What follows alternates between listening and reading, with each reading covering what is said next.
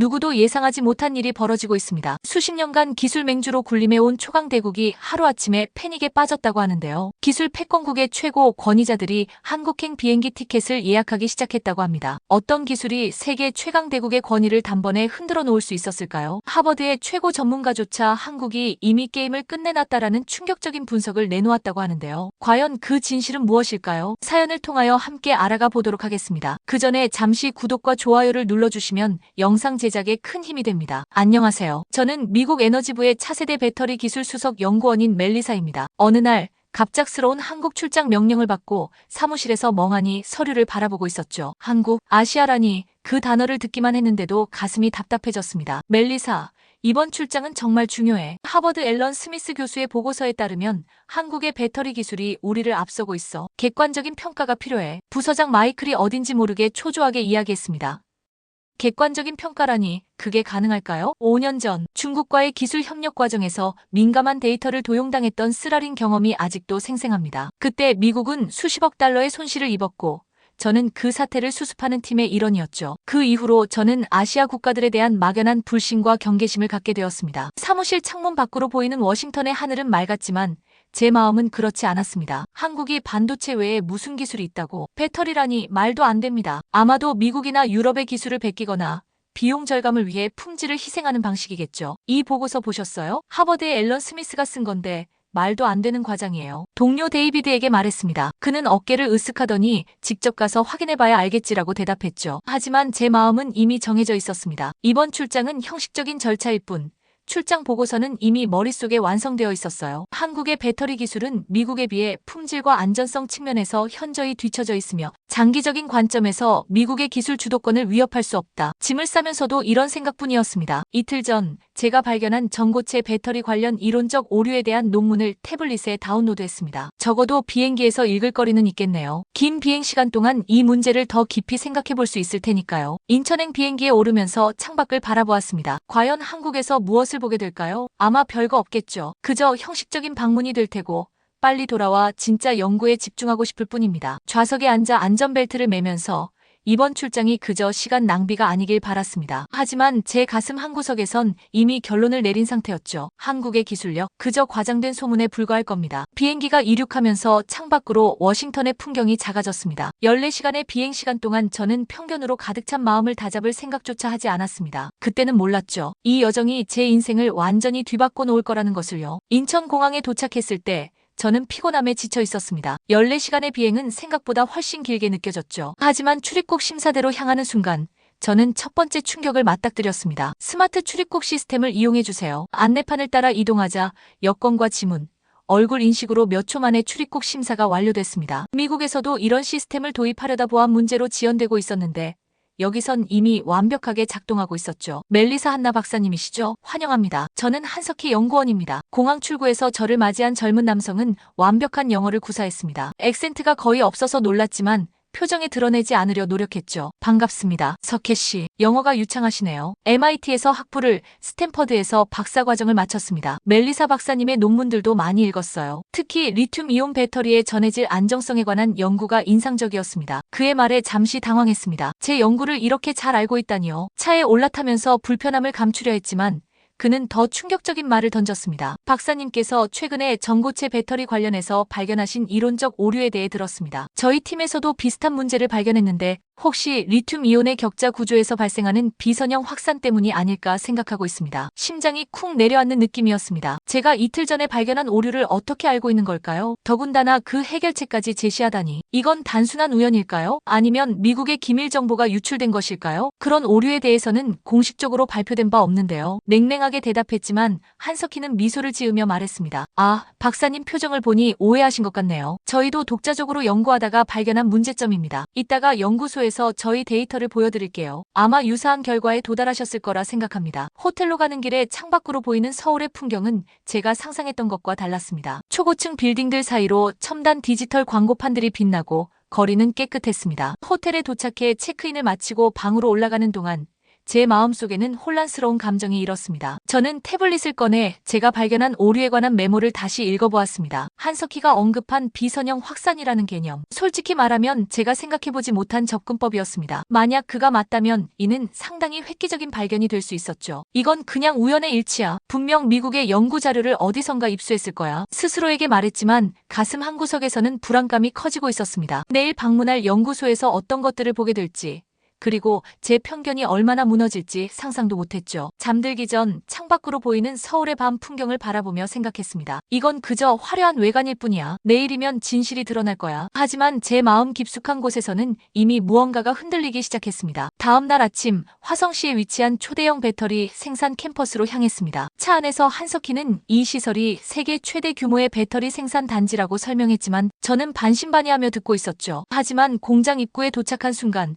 저는 말문이 막혔습니다. 눈앞에 펼쳐진 것은 거대한 하이테크 산업 단지였습니다. 축구장 수십 개를 이어놓은 듯한 규모의 공장들이 줄지어 있었고 각 건물은 첨단 디자인으로 지어져 있었죠. 이쪽으로 오세요, 멜리사 박사님. 생산 라인을 먼저 보여드리겠습니다. 클린룸 장비를 착용하고 공장 내부로 들어서자 제 눈앞에 믿기 힘든 광경이 펼쳐졌습니다. 수백 대의 로봇팔이 완벽한 조화를 이루며 배터리셀을 조립하고 있었고 자율주행 물류 로봇들이 재료와 완성품을 실어 나르고 있었습니다. 이 생산 라인은 하루 24시간, 일주일 내내 가동됩니다. 인간의 개입은 최소화하고 AI가 모든 공정을 제어하죠. 불량률은 0.0001% 미만입니다. 한석희의 설명을 듣는 동안 저는 공장 한쪽에 놓인 배터리 팩들의 시선이 고정됐습니다. 그곳에는 테슬라, GM, 포드 등 미국 자동차 브랜드의 로고가 선명하게 찍혀 있었죠. 저것들은 미국 회사 제품인가요? 목소리가 떨렸습니다. 한석희는 자연스럽게 대답했습니다. 네, 저희는 테슬라의 주요 배터리 공급업체입니다. 모델 3와 모델 Y에 들어가는 배터리의 70%가 이곳에서 생산됩니다. GM의 전기차 라인업도 마찬가지고요. 숨이 막혔습니다. 미국의 자동차 산업, 그것도 제가 그토록 자랑스러워하던 테슬라의 심장이 이곳에서 만들어진다니. 이것은 제가 상상했던 현실과 너무나도 달랐습니다. 이쪽으로 오시죠. 연구시설을 보여드리겠습니다. 연구동으로 이동하는 동안 저는 마음을 추스르려 노력했습니다. 아직 끝나지 않았어. 생산 규모가 크다고 기술력까지 뛰어난 건 아닐 거야. 하지만 연구동에 들어서자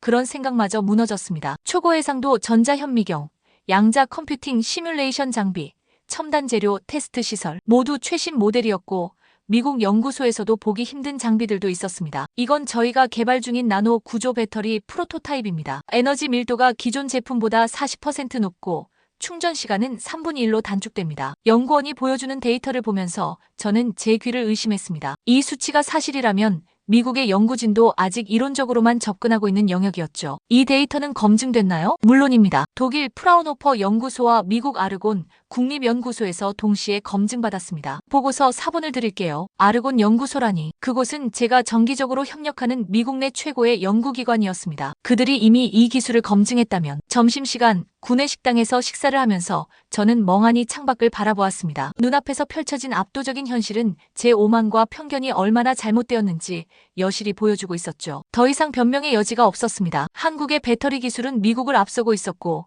그 격차는 생각보다 컸습니다. 괜찮으세요, 멜리사 박사님? 한석희의 물음에 겨우 고개를 끄덕였습니다. 제 세계관이 무너지는 소리가 들리는 것 같았습니다. 미국의 기술적 우월성, 아시아 국가들에 대한 편견, 그동안 제가 믿어왔던 모든 것이 하루 만에 산산조각 났죠. 오후에는 더 놀라운 것을 보여드릴게요. 저희 수진 박사가 개발한 전고체 배터리 프로토타입입니다. 그 말에 저는 고개를 들었습니다. 전고체 배터리라니. 그건 아직 상용화되지 않은 꿈의 기술이었습니다. 설마 그것까지 이미 개발했단 말인가요? 연구동 깊숙한 곳.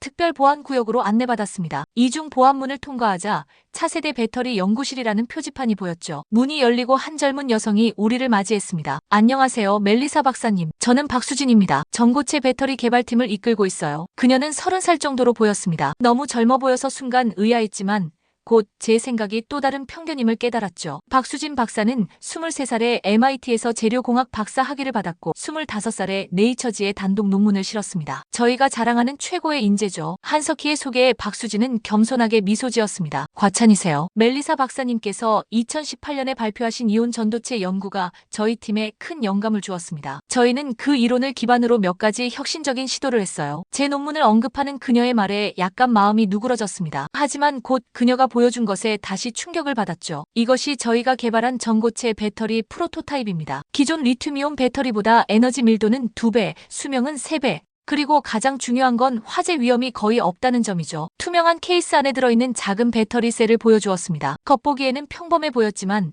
곧 실제 성능 테스트를 시작했을 때 그 차이를 확연히 느낄 수 있었습니다. 이 배터리에 1000도씨의 열을 가해보겠습니다. 박수진이 특수 장비로 배터리를 가열하기 시작했습니다. 일반적인 리튬이온 배터리였다면 이 정도 열에 폭발했을 테지만 이 전고체 배터리는 그저 조금 변형될 뿐이었죠. 이제 완전히 방전된 상태에서 충전해보겠습니다. 충전기에 연결하자 배터리는 믿을 수 없는 속도로 충전되기 시작했습니다. 디스플레이의 수치가 빠르게 올라가더니 3분 만에 80%까지 충전됐습니다. 말을 잇지 못했습니다. 미국에서는 아직 이론 단계인 전고체 배터리가 여기서는 이미 작동하는 프로토타입으로 존재한다니요. 게다가 성능까지 이렇게 뛰어나다니. 직접 테스트해 보시겠어요? 박수진이 건넨 태블릿으로 몇 가지 파라미터를 조정해 보았습니다. 모든 데이터는 제가 알고 있는 이론적 한계를 훨씬 뛰어넘고 있었죠. 이것은 속임수가 아니었습니다. 직접 눈으로 보고 손으로 만지는 현실이었어요. 언제쯤 상용화될 예정인가요? 목소리를 가다듬고 물었습니다. 박수진은 자신감 있게 대답했습니다. 이미 파일럿 생산 단계에 있습니다. 내년부터는 프리미엄 전기차에 먼저 적용되고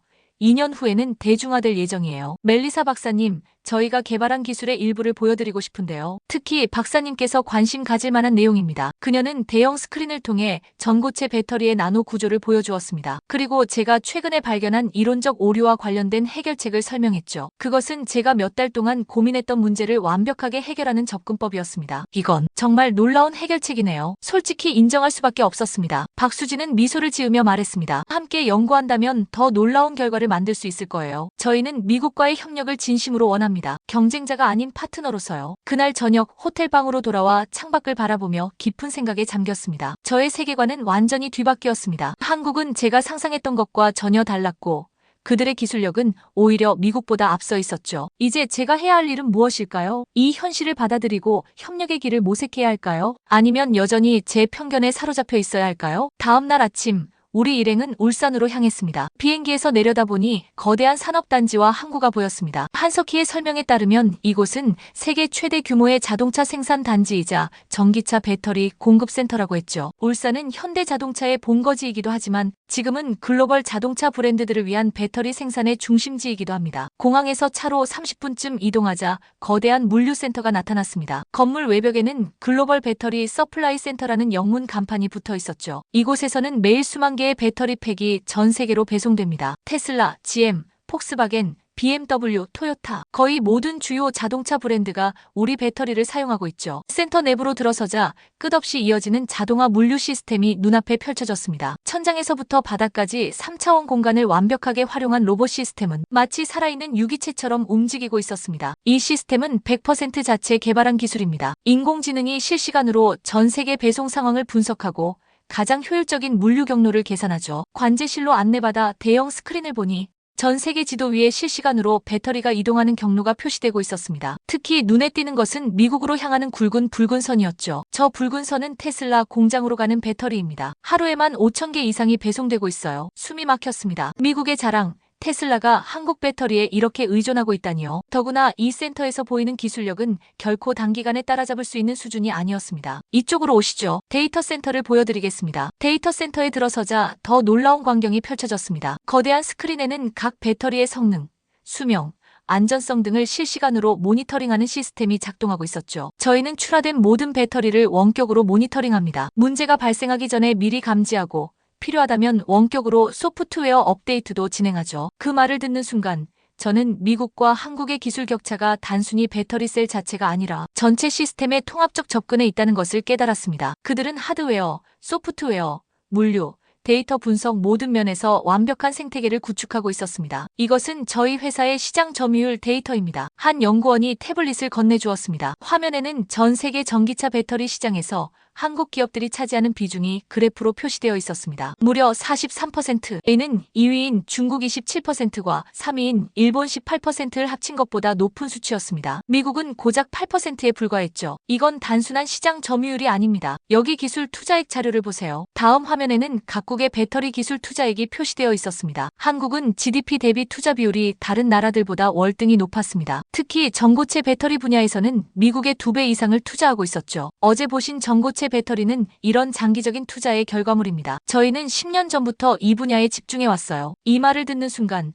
저는 미국이 왜 배터리 분야에서 뒤처지게 되었는지 명확하게 이해했습니다. 우리는 단기적인 성과와 주주 가치에 집중하는 동안 한국은 장기적인 비전을 가지고 꾸준히 투자해왔던 것이죠. 점심 식사 후 우리는 실제 배터리가 장착된 전기차들을 볼 수 있는 테스트 트랙으로 이동했습니다. 그곳에는 테슬라 모델 3부터 GM의 볼트, 포드의 머스탱 마하이까지 다양한 전기차들이 있었습니다. 이 차들은 모두 저희 배터리를 사용합니다. 특히 이 테슬라 모델은 최근에 개발된 고에너지 밀도 배터리가 장착되어 있어요. 한 번 충전으로 700km 이상 주행이 가능합니다. 한 엔지니어가 차의 후드를 열어 배터리 시스템을 보여주었습니다. 그 순간 저는 미국 기업의 핵심 기술이 한국의 손에 달려있다는 현실을 완전히 받아들일 수밖에 없었습니다. 직접 운전해 보시겠어요? 제안을 받아들여 테슬라에 올라탔습니다. 놀라운 가속력과 조용한 주행 성능은 분명 최고 수준이었습니다. 하지만 이 모든 것이 한국 기술의 기반 위에 세워져 있다는 사실이 가슴 한구석을 무겁게 했죠. 테스트 드라이브를 마치고 돌아오는 길에 한석희가 조용히 물었습니다. 어떻게 생각하세요, 멜리사 박사님? 저희 기술에 대해 솔직한 평가를 듣고 싶습니다. 잠시 침묵 후에 정직하게 대답했습니다. 인정해야겠네요. 한국의 배터리 기술은 미국을 앞서고 있어요. 그것도 상당히 많이요. 제가 가졌던 편견이 완전히 잘못되었다는 것을 이제 알겠습니다. 그는 미소 지으며 고개를 끄덕였습니다. 내일은 더 놀라운 것을 보여드릴게요. 저희 방위산업기술 현장으로 안내해드리겠습니다. 호텔로 돌아오는 길에 창밖으로 울산의 밤 풍경을 바라보며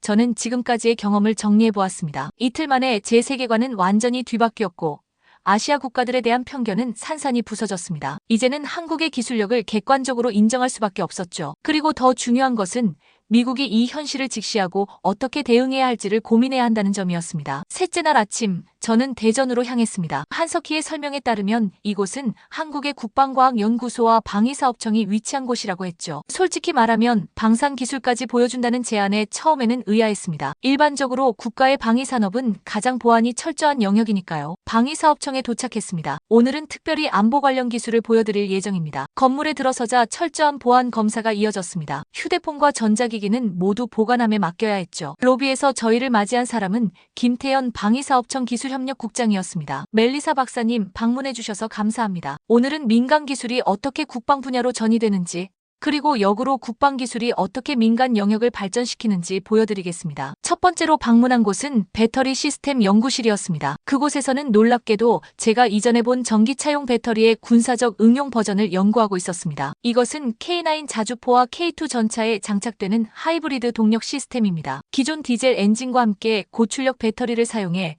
연료 효율성을 높이고 전자기 신호를 최소화했죠. 기술자의 설명을 들으며 시스템을 살펴보았습니다. 민간 기술을 군사적으로 응용한 사례였지만 그 완성도는 놀라웠습니다. 특히 충격과 극한 환경에 견디는 배터리 보호 기술은 민간 영역에서도 충분히 활용 가능해 보였죠. 다음은 저희 방산 수출 현황을 보여드리겠습니다. 회의실로 이동하여 대형 스크린에 표시된 자료를 보고 또 한 번 놀랐습니다. 한국의 방산 수출액이 매년 급증하고 있었고 특히 최근에는 폴란드, 노르웨이, 호주 등 NATO 회원국과 서방 동맹국들이 주요 고객이었습니다. 폴란드의 K9 자주포와 FA-50 경공격기를 대규모로 수출했습니다. 그리고 호주 해군은 한국의 잠수함 기술을 차세대 함대에 도입하기로 결정했죠. 김태현 국장의 설명에 한석희가 덧붙였습니다. 특히 주목할 점은 유럽과 같은 선진국들이 한국의 방산 기술을 선택했다는 것입니다. 이는 단순히 가격 경쟁력 때문이 아니라 기술력을 인정받았다는 의미죠. 오후에는 실제 무기 시스템 시연을 볼 수 있었습니다. 원격으로 제어되는 무인 전투 차량,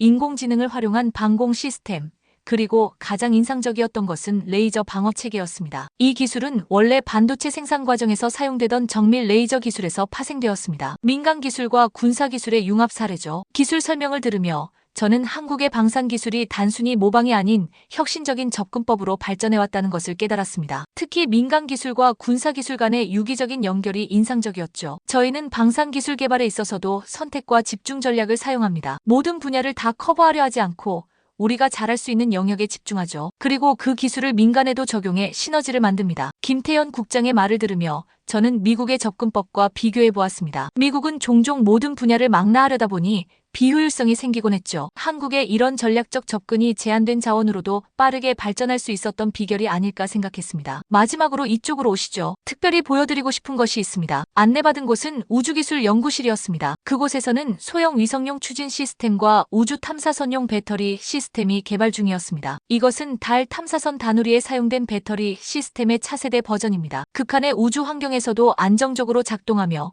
무게는 기존 시스템의 절반 수준이죠. 우주기술까지. 이제는 더 이상 놀라움을 감출 수 없었습니다. 제가 가졌던 한국 기술에 대한 마지막 남은 편견마저 완전히 무너졌죠. 그들은 단순히 반도체나 배터리 분야뿐만 아니라 첨단 방산과 우주기술까지 섭렵하고 있었습니다. 귀가하는 차 안에서 한석희가 물었습니다. 오늘 방문은 어떠셨나요? 깊은 생각에 잠겨 있다가 솔직하게 대답했습니다. 완전히 압도되었어요. 한국의 기술력, 특히 민간과 군사기술의 유기적인 융합은 정말 인상적입니다. 그동안 제가 얼마나 편협한 시각을 가지고 있었는지 깨닫게 되네요. 그는 미소를 지으며 말했습니다. 내일은 마지막 날입니다. 저희 연구진들과의 좀 더 깊은 대화 시간을 마련했어요. 한국이 어떻게 이런 기술 강국이 될 수 있었는지, 그 배경에 대해 더 이해하실 수 있을 겁니다. 호텔 방으로 돌아와 침대에 누워 천장을 바라보며 생각했습니다. 불과 3일 전만 해도 한국의 기술력을 의심했던 제가 이제는 그들의 우수성을 인정할 뿐만 아니라 배우고 싶다는 생각까지 하게 된 것이 신기했습니다. 세계는 제가 알고 있던 것보다 훨씬 더 복잡하고 다양했고 기술 혁신은 하나의 국가나 문화가 독점할 수 없는 것이었습니다. 이 깨달음이 저를 더 나은 연구자로,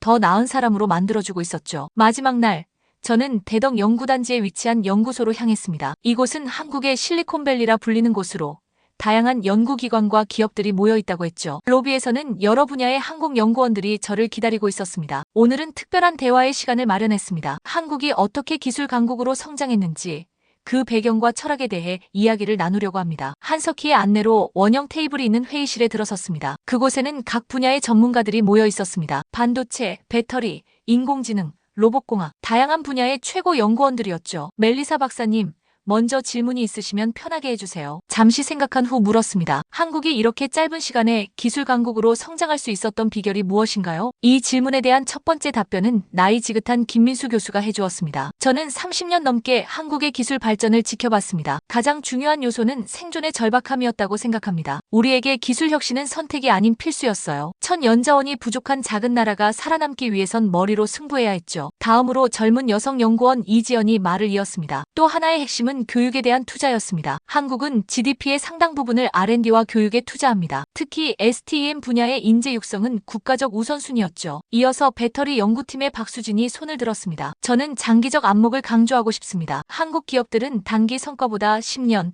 20년 후를 내다보는 투자를 합니다. 전고체 배터리도 15년 전부터 꾸준히 연구해온 결과물이에요. 각자의 답변을 들으며 저는 미국과의 차이점을 생각해 보았습니다. 미국은 종종 분기별 실적과 단기 성과에 집중하는 경향이 있었죠. 반면 한국은 인내심을 가지고 장기적인 비전을 추구하는 것 같았습니다. 또 한 가지 중요한 점은 산학연 협력 시스템입니다. 한 연구원이 설명을 이어갔습니다. 정부, 기업, 대학이 유기적으로 연결되어 있어요. 연구 결과가 빠르게 상용화되고 현장의 피드백이 연구에 반영됩니다. 이 선순환 구조가 혁신 속도를 높이는 원동력이죠. 점심시간, 연구원들과 편안한 분위기에서 대화를 나누며 한국의 문화적 특성에 대해서도 이해하게 되었습니다. 우리는 빨리빨리 문화가 있어요. 때로는 단점이 되기도 하지만 기술 발전 측면에서는 장점이 되었죠. 새로운 것을 빠르게 시도하고 실패해도 다시 일어나 도전하는 회복력이 강합니다. 오후 세션에서는 한국과 미국의 협력 가능성에 대해 토론했습니다. 저는 솔직하게 제 생각을 이야기했습니다. 지금까지 미국은 종종 한국을 단순한 팔로워로 인식해왔어요. 하지만 이제 그런 시각은 완전히 바뀌어야 한다고 생각합니다. 한국은 이미 여러 분야에서 리더가 되었고 미국이 배울 점이 많습니다. 한석희가 미소를 지으며 말했습니다. 저희도 미국에게 배울 점이 많습니다. 특히 기초과학과 창의적 혁신 문화는 여전히 미국이 강점이죠. 서로의 강점을 결합한다면 더 큰 시너지를 낼 수 있을 겁니다. 대화가 깊어질수록 저는 한국을 더 이상 경쟁자가 아닌 전략적 협력 파트너로 보기 시작했습니다. 양국의 기술과 문화가 결합된다면 지금까지 상상하지 못했던 혁신이 가능할 것 같았습니다. 멜리사 박사님, 미국으로 돌아가시면 어떤 메시지를 전달하실 건가요? 이 질문에 잠시 생각하다가 대답했습니다. 솔직하고 객관적인 평가를 전달할 겁니다. 한국의 기술력은 이미 세계 최고 수준이며 미국은 이를 인정하고 협력해야 한다고요. 경쟁도 필요하지만 더 중요한 것은 상호 존중을 바탕으로 한 협력이라고 생각합니다. 연구원들과 대화를 마친 후 한석희와 함께 서울로 돌아오는 길에 창밖을 바라보았습니다. 한국의 푸른 산과 현대적인 도시 풍경이 조화롭게 어우러진 모습이 새롭게 보였습니다. 이번 방문이 박사님께 도움이 되셨기를 바랍니다. 한석희의 말에 진심으로 고개를 끄덕였습니다. 정말 많은 것을 배웠어요. 단순히 기술적인 측면뿐만 아니라 제 자신의 편견과 한계에 대해서도요. 이 경험은 제 인생의 전환점이 될 것 같습니다. 호텔에 도착해 짐을 정리하면서 저는 이번 여정에서 배운 것들을 정리해 보았습니다. 한국은 단순히 기술을 모방하는 나라가 아니라 독자적인 혁신을 이루어내는 진정한 기술 강국이었습니다. 그들의 성공 비결은 절박한 생존의 필요성에서 비롯된 끊임없는 혁신과 교육에 대한 투자, 그리고 장기적 안목이었죠. 무엇보다 중요한 깨달음은 세계가 더 이상 미국 중심으로만 돌아가지 않는다는 사실이었습니다. 다양한 국가와 문화가 각자의 방식으로 혁신을 이루어내고 있었고, 이를 인정하고 존중하는 것이 진정한 글로벌 리더십의 시작이라는 것을요. 내일 미국으로 돌아가면 저는 완전히 다른 사람이 되어 있을 것입니다. 더 열린 시각, 더 겸손한 태도, 그리고 협력의 중요성을 깨달은 연구자로서 말이죠. 워싱턴으로 돌아온 지 일주일 후, 저는 에너지부 회의실에 서 있었습니다. 부서장 마이클과 주요 정책 결정자들이 제 보고를 기다리고 있었죠. 제가 한국에서 보고 느낀 것들을 어떻게 전달할지 비행기 내내 고민했습니다. 멜리사, 한국 출장은 어땠나? 그들의 배터리 기술이 정말 우리보다 앞서 있는 건가? 마이클의 질문에 깊게 숨을 들이마시고 대답했습니다. 네, 그리고 단순히 조금 앞서 있는 정도가 아닙니다. 한국은 배터리 기술에서 적어도 3-5년은 미국을 앞서고 있어요. 특히 전고체 배터리 분야에서는 이미 상용화 직전 단계에 있습니다. 회의실에 침묵이 흘렀습니다. 제 말이 충격적이었던 모양이었죠. 그동안 미국이 기술적 우위를 점하고 있다고 생각해왔던 그들에게는 받아들이기 힘든 현실이었을 겁니다. 세부적인 내용을 들려줄 수 있겠나? 저는 프레젠테이션을 시작했습니다. 한국의 배터리 생산 시설, 연구 역량, 시장 점유율 데이터를 객관적으로 제시했습니다. 테슬라와 GM 같은 미국 기업들이 한국 배터리에 얼마나 의존하고 있는지, 그리고 그 의존도가 앞으로 더 높아질 것이라는 전망도 제시했죠. 놀라운 점은 배터리만이 아닙니다. 한국은 방산 기술에서도 놀라운 발전을 이루고 있어요. 폴란드와 노르웨이 같은 NATO 회원국들이 한국의 무기 시스템을 대규모로 도입하고 있습니다. 청중들 사이에서 작은 웅성거림이 일었습니다. 한 관료가 불편한 표정으로 물었습니다. 그럼 우리는 어떻게 해야 한다고 생각하나? 더 많은 자금을 연구에 투입해서 따라잡아야 하나? 제가 대답했습니다. 자금 투입도 중요하지만 더 근본적인 접근법의 변화가 필요합니다. 한국이 성공한 이유는 장기적 안목, 산학연 협력 시스템, 그리고 인재 육성에 대한 투자입니다. 우리는 이를 배워야 해요. 잠시 숨을 고르고 이어 말했습니다. 그리고 가장 중요한 것은 한국을 경쟁자가 아닌 전략적 협력 파트너로 봐야 한다는 점입니다. 양국의 강점을 결합한다면 우리 모두에게 더 큰 혁신과 발전의 기회가 될 것입니다. 제 발표가 끝난 후 마이클이 다가왔습니다. 솔직한 평가 고맙네. 쉽지 않은 결정이었을 텐데. 보고서는 대통령과 국가안보회의에도 전달될 예정이야. 제 의견이 정책 결정에 도움이 되길 바랍니다. 멜리사, 한 가지 더 얘기할 게 있어. 미국과 한국 간의 배터리 기술 협력 프로젝트를 시작하려고 하는데 내가 이끌어 주었으면 해. 놀라움을 감추지 못했습니다. 정말인가요? 제가요? 내가 양국의 기술을 모두 이해하고 객관적인 시각을 가지고 있어. 또 한국 연구진들과도 이미 관계를 형성했고 이 프로젝트는 우리 부서의 최우선 과제가 될 거야. 그로부터 3개월 후 저는 다시 인천공항에 도착했습니다. 이번에는 20명의 미국 연구원들과 함께였죠. 한미 배터리 기술 협력 프로젝트의 공식 출범을 위해서였습니다. 공항에서 저를 맞이한 것은 익숙한 얼굴이었습니다. 멜리사 박사님, 다시 뵙게 되어 반갑습니다. 한석희와 박수진이 미소 지으며 다가왔습니다. 이제 그들은 제게 단순한 한국 연구원이 아닌 소중한 동료이자 친구였습니다. 이번엔 혼자가 아니네요. 많은 분들을 모시고 오셨군요. 한석희가 농담처럼 말했지만 저는 그 말에 깊은 의미가 있다고 느꼈습니다. 제가 처음 한국을 방문했을 때는 편견과 의심으로 가득 찬 혼자였지만 이제는 협력과 존중의 마음을 가진 많은 동료들과 함께 왔으니까요. 프로젝트 시설은 모두 준비되어 있습니다. 서울대학교와 카이스트에서 파견된 연구진들도 이미 도착해 있어요. 대전에 마련된 한미 공동 연구시설은 최첨단 장비와 시스템으로 무장하고 있었습니다. 미국의 기초과학 연구 역량과 한국의 상용화 기술이 결합된 이 프로젝트는 차세대 배터리 기술의 획기적인 발전을 가져올 것으로 기대되고 있었죠. 개소식에서 저는 짧은 연설을 했습니다. 몇 개월 전 저는 많은 편견을 가지고 이곳에 왔습니다. 아시아 국가의 기술력을 과소평가했고 미국의 우월성만을 믿고 있었죠. 하지만 한국에서의 경험은 제 인생을 완전히 바꿔놓았습니다. 기술 혁신은 어느 한 국가나 문화의 전유물이 아니라 다양한 사고방식과 접근법이 만나 이루어지는 것임을 깨달았습니다. 청중들을 바라보며 계속 말했습니다. 이 프로젝트는 단순한 기술 협력을 넘어